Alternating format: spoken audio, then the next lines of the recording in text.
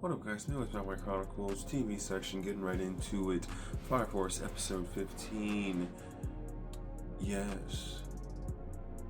The unveiling of the truth of what the Great Cataclysm is going to be.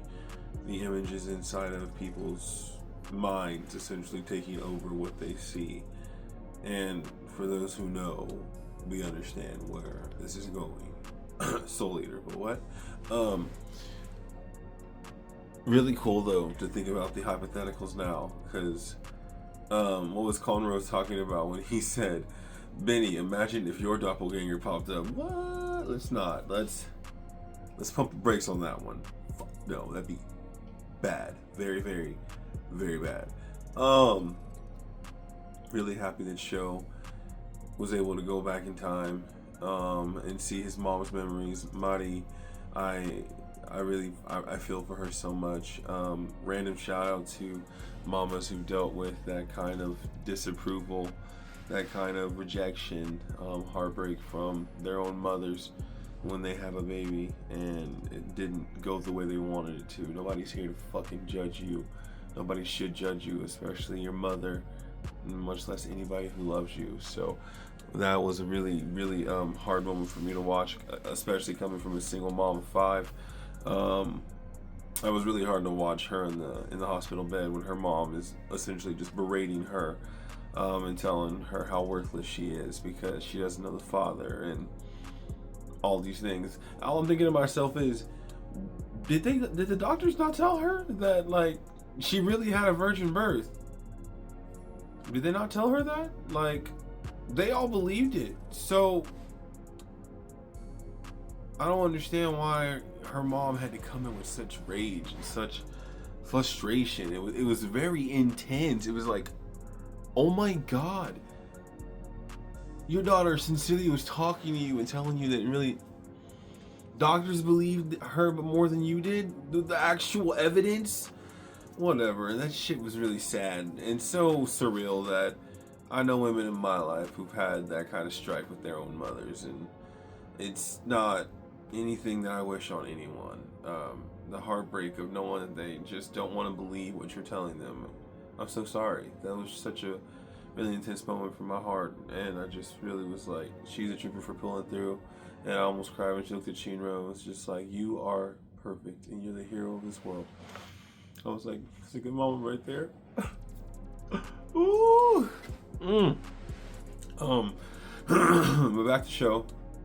Really cool that he saw that.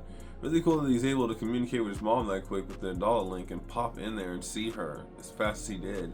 Asking the question as to why Shinra was looked at as a devil, and really questioning myself. So, in the world before Shinra, a hero looks different. What if the real ideal of what a hero is in people's eyes is what Shinra looks like? The smile, the devilish intentions that it looks like he has, but still at the core of him wanting to save people. If that's what they mean, I think it's gonna be really cool to unfold.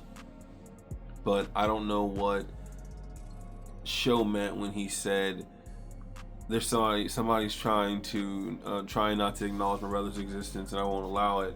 And I was like, does he mean Yona, the sister who's creepy as shit, and we know she probably has some supernova ass power we haven't found out about?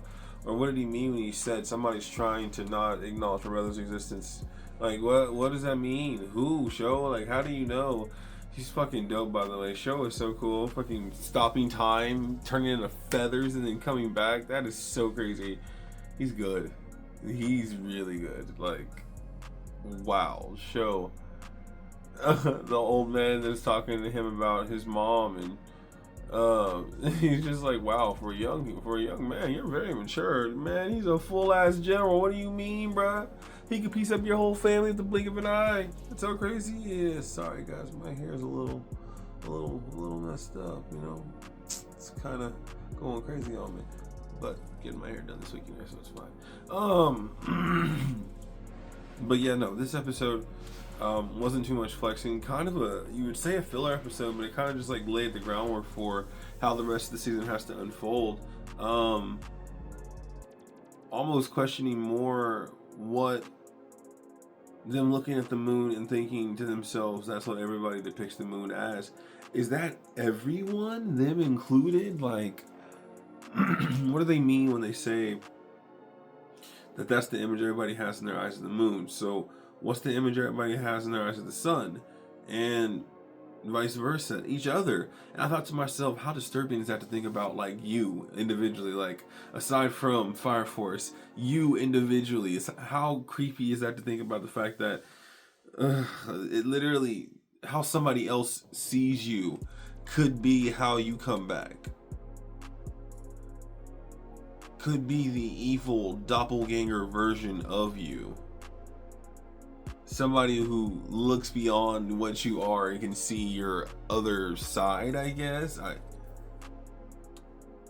The idea was creepy to me, actually, because I was like, what we guess with Shinra is that with Shinra, it's the devil that everybody saw.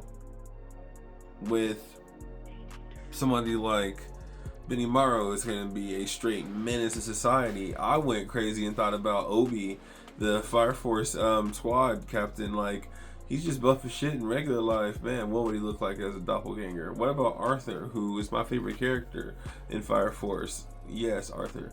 What about Arthur? What would he look like with Excalibur as a doppelganger? Like, possibilities are pretty cool.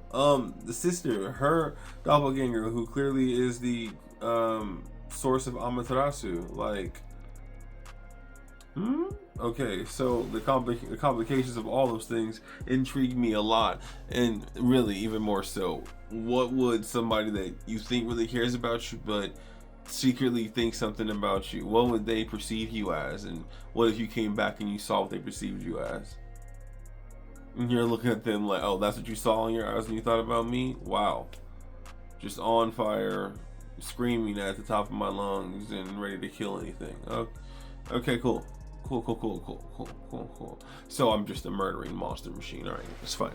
But yeah, like I said, this episode was kind of setting everything up.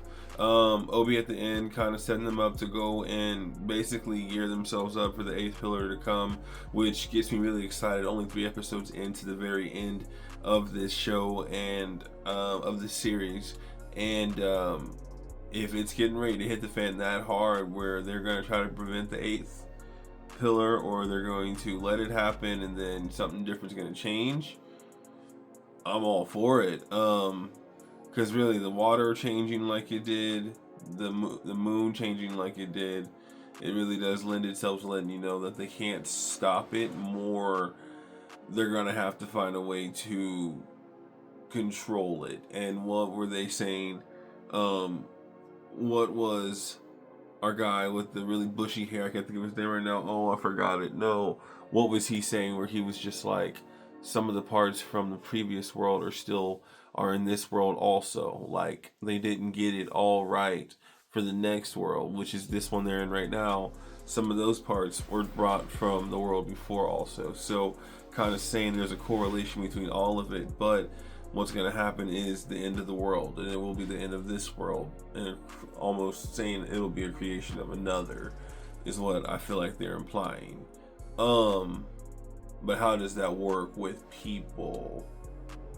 And again, they said death was the White Clad's official goal, with everybody returning to the fire, but that wouldn't work if it's just everybody's images of themselves or of others kind of just getting transferred to another place. So I'm very intrigued on how this kind of unfolds in the next few weeks. I think it's gonna hit the fan way faster than I imagined.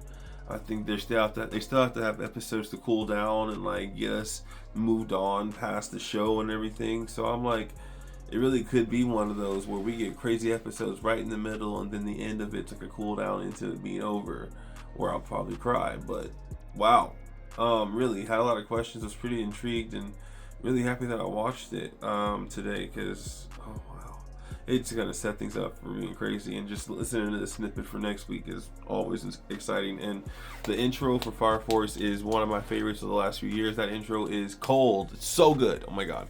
But yes, this has been Midwest Brown Boy Chronicles. I'm your Midwest Brown Boy, Jalen Brown. Thank you so much for watching any of my videos. I appreciate each and every single one of you. Like and subscribe. Come back. Hear me talk some more about anime, music, movies, TV shows, anything and everything in between. Peace and love always. You guys have a good week. I'll talk to you next week.